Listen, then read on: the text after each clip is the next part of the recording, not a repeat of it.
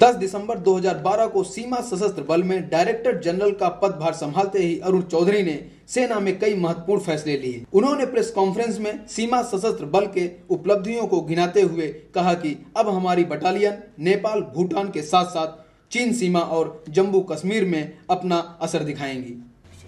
सरकार ने यह हाल फिलहाल में निर्णय लिया है कि सीमा सशस्त्र बल की करीब 8 से 10 बटालियन को हम ऐसे क्षेत्रों में दे जहां पर हमारा इंटरनल सिक्योरिटी ड्यूटी, हम लेफ्ट विंग एक्सट्रीमिज्म से लड़ रहे हैं, हम जम्मू कश्मीर में जाने के लिए तैयार हैं।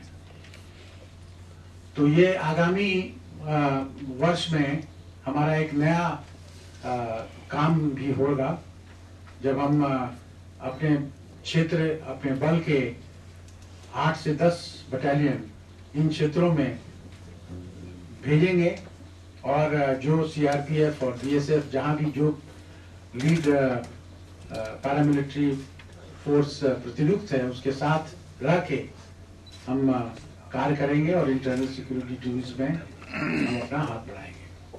हाँ, आज टेक्नोलॉजी बहुत आगे बढ़ चुकी है और बहुत लेटेस्ट टेक्नोलॉजी भी आ गई, तो हम सेना में टेक्नोलॉजी का यूज बहुत देरी से क्यों कर रहे हैं? नहीं, टेक्नोलॉजी आपने पूछा कि सेना में क्यों कर रहे हैं। टेक्नोलॉजी सेना काफ़ी दिनों से कर रही है, स्पेशली बॉर्डर्स पर कर रही है, स्पेशली इन्फिल्ट्रेशन को रोकने के लिए कर रही है।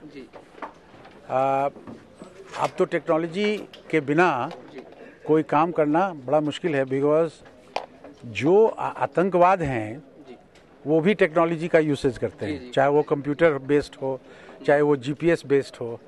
इसीलिए उससे कंपटीशन में रहने के लिए हमको एक उससे आगे जाके टेक्नोलॉजी यूज़ करना चाहिए। लेकिन सर, देखा जाए तो आज भूटान के सीमा पे, नेपाल के सीमा पे आए दिन ये तस्कर या स्मगलिंग की कार्रवाई कुछ ज़्यादा ही सक्रिय हो रही है। इसमें क्या किसी तरह की हमारी टेक्नोलॉजी मिस हो रही है या हम उसको यूज़ नहीं कर पा रहे हैं? नहीं, हम जैसा कि हमने आपको बताया कि टेक्नोलॉजी का यूसेज हम ज़्यादा से ज़्यादा करने की कोशिश इसलिए करेंगे कि हमारा जो बॉर्डर गार्डिंग का एक रोल है वो और भी पैन हो सके और भी तीखा हो सके।